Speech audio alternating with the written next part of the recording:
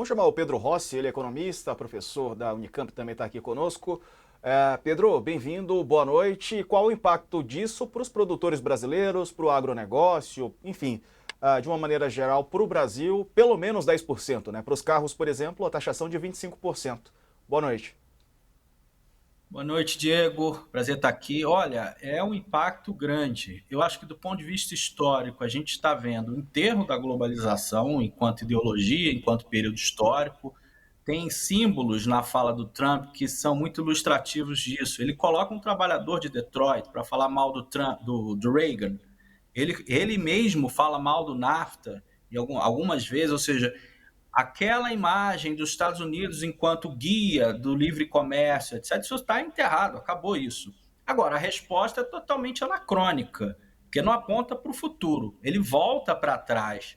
A ideia da indústria automobilística como guia do desenvolvimento do emprego, isso é coisa da segunda revolução industrial. E depois o propósito final, que ele deixa claro no fim da fala dele, quando ele diz que nós vamos ter a maior redução de impostos da história americana, é justamente usar o comércio para financiar a redução de impostos. Então ele está voltando aí para o século XIX, quando sequer os países tinham desenvolvido um sistema tributário para taxar a renda, para taxar internamente, e se financiavam basicamente via comércio exterior. Então, do ponto de vista histórico, é uma fala significativa, que mostra que, de fato, a gente está vivendo uma transição para um outro sistema, é um mundo em crise, em desarranjo permanente. Agora, o caso brasileiro, o impacto vai ser significativo, viu? Porque vários, apesar da taxa ser 10%, enquanto outros. Aliás, um detalhe: aquele quadro lá está tudo manipulado, aqueles números. Porque o detalhe que aquele quadro traz é que aquilo são as tarifas e manipulação de moedas, ou seja, manipulação cambial. Isso, para calcular desalinhamento cambial, meu caro, você precisa de várias hipóteses. Então, tem umas taxas ali que não faz nem sentido. 97% e coisa do tipo. Então está tudo manipulado. E o Brasil tem a menor taxa, que é 10%. Agora, muitos dos produtos brasileiros, pega o caso de derivados de aço e coisas do tipo, tem tarifa zero. Ou seja, vai ter um impacto significativo também no caso brasileiro. Então vamos aguardar os detalhes e avaliar como que vai ser a resposta do governo brasileiro. Aliás, Pedro, Sakamoto, você vai fazer pergunta, né? Mas o quadro bom, parecia um quadro de padaria daqueles, né? De açougue com os números tudo muito improvisado. O pessoal tá colocando aí na tela. Desculpe, vai lá, Sakamoto. não, ô Diego, isso aí você tá sendo deselegante com as padarias e com os açougues, porque Perdão, se padaria. você erra número de padaria e de açougue, a clientela não volta. Vamos lembrar bem isso. Pedro, boa noite. Qual que é a possibilidade? A gente vai estar discutindo isso, né, nos últimos dias, porque ele fala o seguinte também, ele fala, não, tudo isso aqui vai reduzir a inflação, porque no final das contas vai ter mais. Ele faz uma maçaroca de coisa, diz que isso vai forçar com que as empresas criem empregos nos Estados Unidos, ou seja, você vai, no final das contas, vai correr leite e mel no meio-fio das grandes cidades do Centro-Oeste, do Rust Belt, do Cinturão da Ferrugem e tudo isso mais. Qual que é a possibilidade do contrário acontecer? Né, da gente de ter no curto prazo um pico inflacionário que atinja a classe trabalhadora nos Estados Unidos? Olha, Sakamoto, é total. Essa é de fato o que vai acontecer, porque a gente não cria setores econômicos do dia para a noite, só porque levantou uma tarifa aqui e outra ali. Né? Os setores econômicos dependem de uma história. E ainda assim, pega o caso da indústria automobilística. É um setor que tem muita penetração de importados. Por mais que você consiga trazer indústrias para os Estados Unidos, trazer de volta, como é o plano dele, ainda assim vários elementos, vários insumos dessa indústria vão ser importados. Então, se ele está em guerra comercial, a chance disso dar certo, ou seja, dele de fato colocar de pé uma indústria automobilística competitiva, que gera emprego, etc., etc., é nula. Ou seja, o impacto de curto prazo é inflação, e é desemprego, e é recessão. Eu diria até, há um risco de uma recessão global por conta disso, porque os impactos vão ser grandes, e os impactos não vão ser de país a país, eles vão ser, como eu ouvi a Carla falando, é um rearranjo no comércio internacional, e o Brasil vai sofrer efeitos indiretos também, da produção chinesa, que ia para os Estados Unidos e agora vai para os terceiros mercados, vai para a Colômbia, que é um mercado que o Brasil exporta. Então, o produto brasileiro é deslocado da Colômbia. ou o produto chinês vem direto para cá, ou seja, haverá um rearranjo em meio a essa guerra comercial. Então, do ponto de vista interno, não é uma medida eficiente, a chance de dar errado ela é total, e do ponto de vista externo, isso vai causar, de fato, um rearranjo, e eu diria até um caos nas relações internacionais de comércio. Carla? Professor, professor, boa tarde. Obrigada. O senhor falou sobre o termo histórico de que a gente está vendo aí o fim da globalização, talvez, né? Mas, por outro lado, o senhor acha que tem... O ministro Fernando Haddad falou em uma entrevista recente que nós temos uma posição privilegiada até para negociar nesse momento em relação a isso. Mas eu queria perguntar sobre o acordo Brasil e União Europeia. Essa atitude do Trump, na sua avaliação, tem chance de ajudar esse acordo Brasil-União Europeia ou não? Ou o senhor acha que a globalização realmente caminha para o seu fim e vai ter esse rearranjo, mas não necessariamente ajudaria o acordo Mercosul-União Europeia? Carla, a ideia de uma globalização econômica que veio à tona na década de 80 e 90 para nós, na América Latina, ela é uma ideia muito forte, onde a liberalização comercial, curiosamente, os Estados Unidos começa abaixando suas próprias tarifas, porque tem setores muito competitivos, e forçando os outros países a ir baixando tarifas, né? Bilateralmente e pelas instituições multilaterais. O que o Trump está fazendo é justamente enterrando todo esse sistema. Eu até acho que a globalização, enquanto sistema, enquanto período histórico, ela termina lá em 2008 com a crise americana. E o que a gente está vivendo hoje, de lá para cá, vamos dizer assim, é um período de transição para uma coisa que ainda não nasceu. Como foi a década de 20 e 30 do século passado, como foi a década de 70, quando o mundo transitou de um modelo de organização social onde o Estado guiava a economia, era um mercado extremamente regulado, para justamente a globalização enquanto modelo econômico e financeiro comercial. Eu acho que a gente está vivendo uma crise desses modelos. E o Trump ele é sintoma dessa crise. Mas outros países também já vinham aplicando isso, né? E aí o caso do acordo Brasil-União Europeia, eu acho que ele vai ser repensado, porque os parâmetros são outros agora.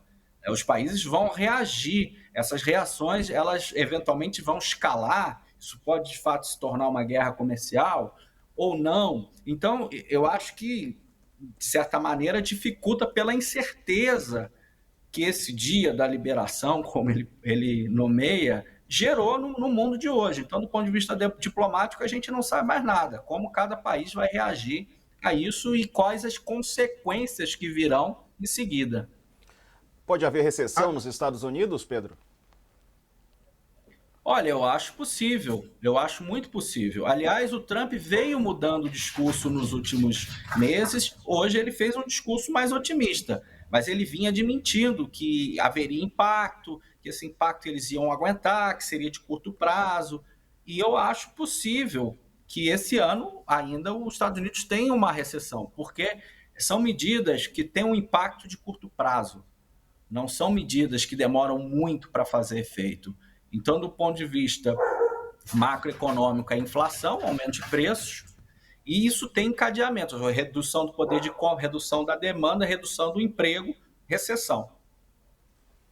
Ô Pedro, a gente tem visto, como eu comentei, tá tendo uma profusão grande de análises nos Estados Unidos, no Brasil, na União Europeia, exatamente porque ninguém sabe qual que é o tamanho do impacto ou para onde vai essa grande reorganização global dos mercados, né, com tudo isso, e principalmente das cadeias de suprimento. Né, você mesmo colocou, né, a China, ela, reduzindo o comércio com os Estados Unidos, vai comercializar, vai inclusive exportar mais para outros países, vai bater de frente com o Brasil em alguns pontos, a agricultura brasileira ela acaba ganhando frente, mas o Brasil, por exemplo, exporta muito avião, peça de avião também, carro, produtos também com valor agregado. Corre o risco, né? E aí é o seguinte, nos últimos, o governo Lula está tentando, colocando em prática algumas ações para tentar reindustrializar o país. E corre o risco de que esse rearranjo global e essa demanda por matéria-prima e por alimentos por parte do Brasil, exatamente porque os Estados Unidos também é um grande produtor de alimentos de matéria-prima, sai um pouco do jogo por causa das brigas, o Brasil é demandado. Qual é o risco da gente, desse processo de reindustrialização do Brasil, acabar ficando de lado e a gente de vez se tornar uma plataforma de exportação de material primário de uma vez? Falar assim, ok, vai ser isso mesmo. Sakamoto, eu acho que tem riscos e tem oportunidades também. Do ponto de vista dos riscos, eu vejo um fenômeno parecido com o que aconteceu depois da crise de 2008, que se manifestou em 2009, com a grande recessão, principalmente nos países centrais, e a redução da demanda por importações de Europa e Estados Unidos acabou gerando uma desindustrialização no Brasil, porque a China continuou produzindo o que produzia sempre e reordenou, realocou esses produtos para o resto do mundo, onde ainda havia crescimento e mercado. Então, o Brasil perdeu muitos mercados, chamados terceiros mercados, para a China, e a própria indústria brasileira ela foi, de fato, muito afetada por esse rearranjo que aconteceu ali, por conta, principalmente, da entrada dos produtos asiáticos, em particular dos chineses. Agora, onde eu acho que tem oportunidades, então veja, uma guerra comercial, onde os países exportem menos para os Estados Unidos, eles vão tentar colocar esses produtos em outros países. Então, aí a gente vai taxar esses produtos ou não? Aí vem a questão da guerra comercial. Ou vai entrar tudo isso e a gente vai absorver e a nossa indústria vai sofrer. Agora, também tem possibilidades, oportunidades. E eu olho muito para o Mercosul, em particular, para a América Latina em geral. Ou seja, a oportunidade é aprofundar a integração latino-americana diante de um rearranjo global e diante de restrições dadas pelo comércio internacional. Ou seja, a gente tem complementariedades, a gente tem mercados e estruturas produtivas que podem, de fato, se beneficiar mutuamente, e é muito possível que a gente possa avançar em acordos que beneficiem a região, eventualmente até respondendo em conjunto a essa guerra comercial e não individualmente ou bilateralmente. Pois é, de alguma maneira, Pedro, isso pode ser positivo para o Brasil, tendo em vista que as taxas, né, elas ficaram menores do que para países asiáticos, por exemplo. O Brasil pode ganhar em alguns setores no mercado dos Estados Unidos com essa taxação mais baixa? Olha, eu não vejo a taxa mais baixa como necessariamente um benefício. É bom que seja mais baixa porque a gente vai sofrer menos do que os outros.